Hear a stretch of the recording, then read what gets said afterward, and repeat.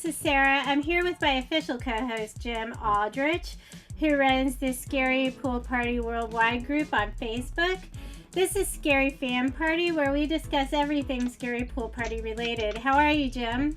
I'm doing good. How you doing, Sarah? I'm doing good. Hanging out, you know? I'm glad to hear that. Glad to be back for a second podcast.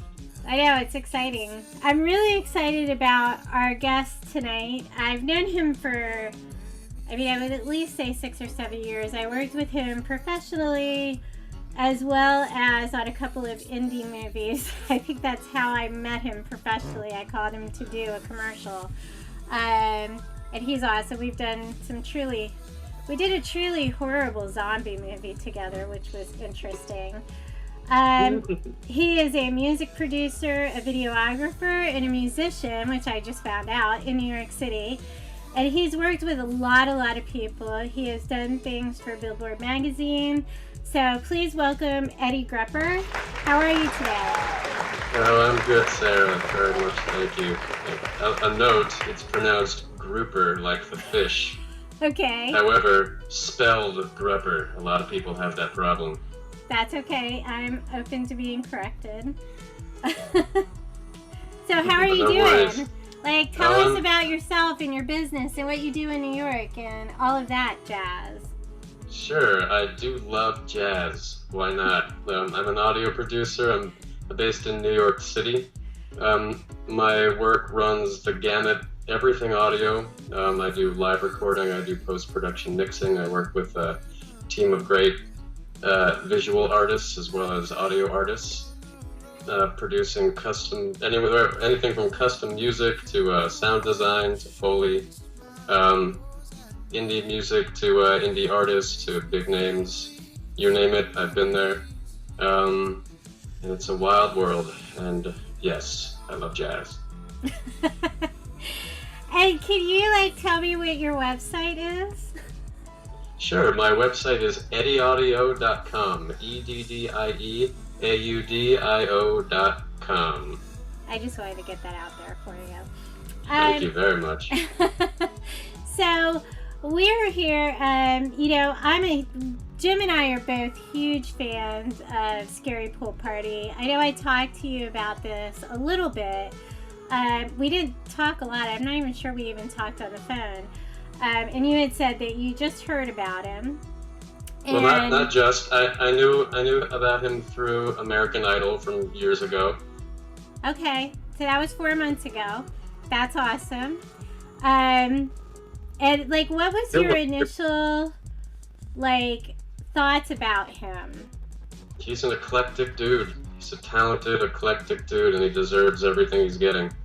No, I think that, one of the things I struggle with, and I was thinking about this today because he does, so many styles that people don't really know about. The AI fans are kind of a whole different group, and they kind of stick to that, Out Loud, 10 Years, Fading Away. All of his songs that he did, he actually didn't do Fading Away on American Idol, but Fading Away is a very commercial song that he's done.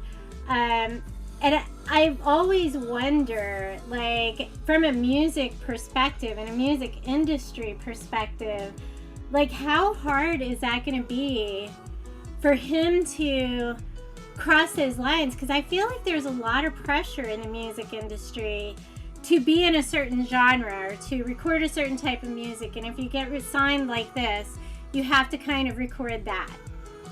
Oh, definitely. Well, the music industry, like any business surrounding an art, is a complicated one because as beautiful as the artist is in the industry, the artist is part of a giant machine. They work with many people to build their brand, their music up to a certain height. So it's not like an artist can't be independent and do whatever they want. They can, but there are a lot of other mouths to feed. There are other ears that want to hear a certain thing, and in a way it's like a democracy, but you have to have your mind open and your ears open to try and new things, diverse things, as well as tunneled things. If your team thinks that they have a success route and it goes in this direction and that doesn't meet your ideal goals, then those aren't the right people to work with. But that's the industry we're in. It's very hard to make it, virtually impossible to make it on your own. But if you're an artist, it's a constant struggle being the diverse creative you might want to be and working with your team who's there to help all of you get to where you need to be. Interesting. So, I mean, I've always wondered about that. I mean, I don't know, Jim, do you have any thoughts on that? I really don't. I mean, I'm enjoying hearing you and your description of the music industry, because it's not something I've ever known any friends that have broken into or anything like that, and I've just had a lot of curiosity. I mean, for me, I feel kind of like the music scene for the last several years has been screaming to get out of this kind of pop box that it's in. Like, they have this, they have this specific thing that works, and they use that over and over and over again for every artist. And we saw it on American Idol. I mean, American Idol, he talked about struggling with the fact that, he had to struggle to maintain who he was, because, they were like, do this, do this, do this, do this. Mm-hmm. And, he, by the end of it, I mean, he looked like a different guy, literally, and figuratively. Yeah. Like, it can make you go gray, definitely. Yeah, like, he talked about that. And I, when he went to, and this is kind of off our topic, but when he went to La La, some of the American Idol fans were just beside themselves that he did, like, alternative music. And I mean, Jim and I kind of saw some of that on the groups and, Instagram and Twitter, where they were just like, what happened?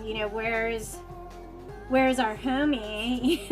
Like, he's not doing Out Loud. I mean, he actually did do Out Loud at Lollapalooza, but he did a lot of his more eclectic music there.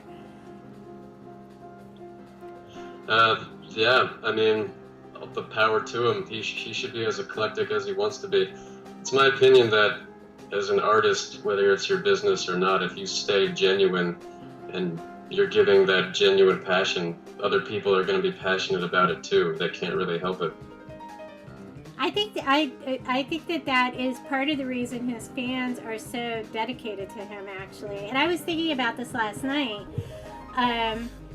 I get bored with artists, and I think the fact that he is so different and he has so many different styles. He posted a video today that was like, or was it yesterday, the rap one, but it was kind of rap like, and I was like, okay, so now and I actually do love that song. It was on Instagram before, but he operates in rap, he operates in alternative. I think he has a punk rock side that's still going to come out. I think, and he said that he thinks punk rock is honest music, right? He operates in folk music, and as an artist, like, how hard is it to negotiate a contract where you can release 3 genres of the same song? Well, I would actually say it's easier today than it has ever been. There's I forgot which song it was, maybe Rolling Stone, but when Bob Dylan, who I hope a lot of our listeners are familiar with, when he first picked up the electric guitar, coming from acoustic folk to sing like rock music on the stage, a giant arena of people, somebody stood up and yelled, "Judas!" and everybody clapped. They thought that he was betraying his persona, his style, the thing that they had grown to love. But regarding what you were saying before about the industry, this has been a constant in the industry forever and ever since radio. There's always been pop music, there's always been alternative music. And every time there's alternative music, there's some artist, there's some group, there's some type of music that stands out from the crowd and becomes the genuine focal point for music lovers everywhere, and then naturally other musicians try to copy them, and that creates a whole new genre. And this genre over time becomes a cliche sound, and this ebb and flow pattern just repeats and repeats and repeats. The 90s sounded the same, the 2000s sounded the same, at least, pop, quote unquote, on the radio. 60s, 70s, 80s, 90s, all the way up until today. There's always going to be the norm, and there's always going to be the people pulling away from the norm, stealing from the past and making something new, and always the people trying to copy them. And the reason why things sound the same is because they do. People just copy each other, they can't help it. And people will get numb to this music, people will get bored of this music, which is why people like scarypoolparty come out and they start making new things, and people go, oh, awesome, this is brand new, or not necessarily brand new, but it has new elements to it, but still drawing on the old, and people gravitate toward it. And I won't predict the future, but someday Alejandro might recess into the back of our historical minds, and he might not make new things. I hope not, but for right now, he's doing something new, which is great. Yeah, I just think the possibilities, he said a lot. There was an interview that came out either yesterday or today, I can't remember which article it was that I read, but that he, really didn't want to operate one genre, and he does literally have the musical ability to play in so many different lanes of music. Yeah, and that's great for him. It's not unique to him. Since the 1800s, music has started, and instrument playing and music production, it started to become cheaper and more accessible to other people, to more people. And more people are learning more instruments, are learning how to record with more ease and produce songs in their attic, in their bedroom, their whole albums that have won awards recorded in people's bedrooms, and it's not so crazy anymore. And it's not so crazy that people are playing more than one genre anymore, because there are thousands, if not millions, of genres right now. Right. What do you think it is about this guy that seems to have stuck? Because his following, I can tell you, Jim can tell you, I do this probably every day of my life, which is kind of scary, but I do this, I have seen his followers, and he has a massive following and very dedicated. And I don't know that I have seen that even come off American Idol, even with Kelly Clarkson and Carrie Underwood and Jennifer Hudson. They took, a year or two to really break into. Kelly might have been a little sooner, but it wasn't immediate. It wasn't, I have this immediate following now, and he literally did come off of Idol with, 750,000 followers and massive fans. Well, I won't take away his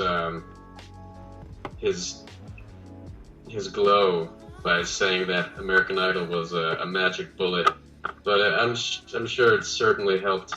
But his personality, his eclectic musicianship, and his engagement with his fans, who are just people. He's just communicating with people in a musical and endearing way, and people like that. It's really not surprising. Yeah. And on top of that, he's a real talented dude. So he makes good music. He makes good sounding music, and he's good at making good sounding music. And he is addressing and communicating with the people that like his music. Yeah. And this is the number one way into your fan's heart, is to talk to your fan and be generous with yourself. That's pretty much what it's all about. He's a genuine soul, and he's being generous with his music. It's not, I won't speak for him, but perhaps it's not even about him. He has this music in him, and he's being generous with it. Professionally speaking, that's what everyone should do with all of their abilities, with who you are as a human being, regardless of whether you're a musician or not. You should be generous with yourself.